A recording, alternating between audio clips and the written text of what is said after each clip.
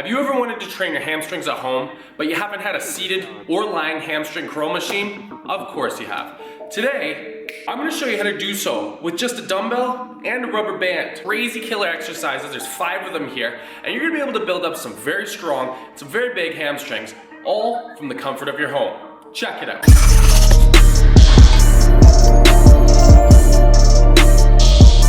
Before I actually get into the exercise, I need to explain 2 things. Number 1, the only way you can train the hamstrings is either from a hinging of your knee or a hinging from your hip. Most of these exercises that I'm gonna be explaining are coming from the hip section. However, I do have one that's gonna allow you to train the hamstrings from a knee hinge. Thing number 2 is, the reason that this is good, that we're gonna be doing so much hip hinging, is that we're not only gonna be just targeting the hamstring, we're gonna be hitting the whole posterior chain, meaning your hamstrings, your glutes, and your lower back. Combining the 3, you get your posterior chain. So this is gonna be incredibly effective at, yes, totally destroying your hamstrings and building them up nice and strong, but also hitting the lower back and the glutes as well. Okay, exercise number 1 we've got here is the dumbbell Romanian deadlift. Now before we actually get into any of the dumbbell aspect, we first need to learn how to do the movement properly. This is kind of a difficult movement, so it's gonna take a little bit of time to explain this, but once you've mastered this, you're gonna be able to just totally obliterate your hamstrings. This is my absolute favorite exercise for building up mass and strength in the hamstrings. So the first and foremost thing is you wanna have your feet shoulder width apart. Directly from here, what we need to do is we're gonna just slightly stick our butt out and get our back in a nice bend here. This is me straight, this is me just slightly sticking my back out. Now I need you to also pay attention to what I'm doing with my back. I'm keeping it neutral. I'm not arching it like crazy, and it's definitely not rounded. You wanna keep that nice and neutral. The next thing you need to do is keep a slight bend in those knees. That bend in those knees is gonna be there the whole time. You're never actually gonna lock your legs out like you might with a stiff-legged deadlift. So keep a nice soft knees, and what we're doing here is just gonna glide your hands down your legs, and you're sticking your butt out, coming down nice and low, and what we're focusing on here before we actually use the dumbbell is gauging the point when our back starts to break and then it starts to arch. As you can notice right here, my back is slowly arching. So what I'm gonna do is I'm gonna come up a little bit to the point where it just starts to straighten out. So my back is straight at this point, anything lower and it starts to bend. So right here where my hands are, just below my knees, that's where I've gauged is my furthest point that I can bend over while my back is completely straight. Anything lower and my back starts to bend, and I'm putting it in a great position to get injured. Don't want that. So we're only gonna aim to get the dumbbells just below the knees. It's different for everybody. It's all dependent on your flexibility. Some of you guys might not even be able to go below the knees. Some of you guys may be able to go further. It's all about how flexible you are. So gauging your flexibility at first is extremely important. So directly from there, we're gonna grab our dumbbells, place them to the front, and we're gonna start by sticking that butt out, keeping a soft bend in the knees, and then slowly bending down.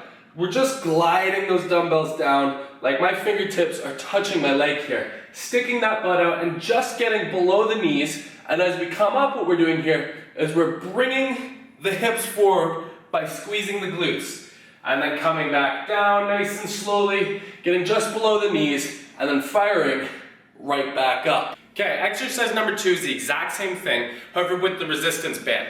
This is actually gonna be a little bit different because with the resistance band, the further out you stretch it, the more difficult it gets to keep stretching it. When we get to the top point right here, it's just gonna continue to get more difficult as the band begins to get more stretched out. So exact same thing that we did with the dumbbell Romanian deadlift. We got our feet in a nice shoulder width stance. I've run that band under the arches of my feet. I start by sticking out my butt here. I got a nice soft bend in my knees. We're gonna come down slowly here, sticking that butt out and bringing those hands to the exact same point that we had them originally with the dumbbells. So for me, that was just below my knees. From here, squeeze the glutes, bring the hips forward.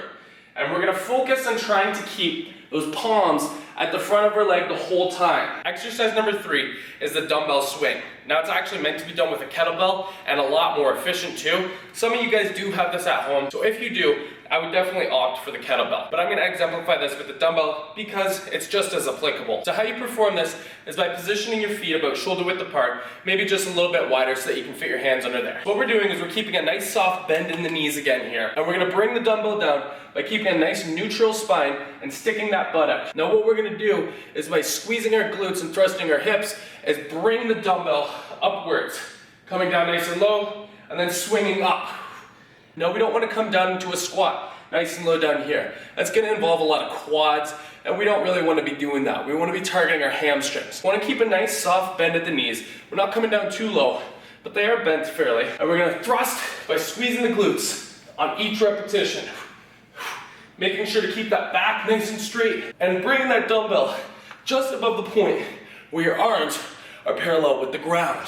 Next, we've got the band pull through. So in order to do this exercise, you're gonna need to connect your band to something that's pretty heavy and is gonna allow you the ability to thrust with a decent amount of strength.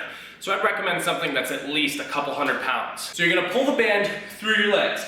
You're gonna step out to increase the tension, keeping those feet just a little bit wider than shoulder width apart. And again, keeping a nice soft bend in the knees here. You're gonna bend by bringing that lower back to about parallel to the ground, back straight, my butt's out, and the same thing that we did with the kettlebell and dumbbell swing, you're squeezing your glutes to bring your hips forward. Coming down, back about parallel with the ground, and then squeezing the glutes to bring the band forward. And again, this is gonna be an awesome exercise for the lower back, the glutes, and of course, the hamstrings. All right, our final hamstring exercise, and this is that exercise that I was mentioning that's gonna be done with some knee hinging movement. We've got the band hamstring curl. So to perform this, again, the same thing that we did with the band pull through, we need to hook this up onto something that's fairly heavy, something that's fairly strong enough for us to pull through. So our hamstrings are strong and they're gonna be able to pull a lot of weight. You don't want whatever your band's connected to fall onto you, so make sure it's pretty heavy. So I've positioned this just above ankle height. This is just so that I can keep the tension on my hamstrings the entire time. How you get into this thing is simple. Foot by foot.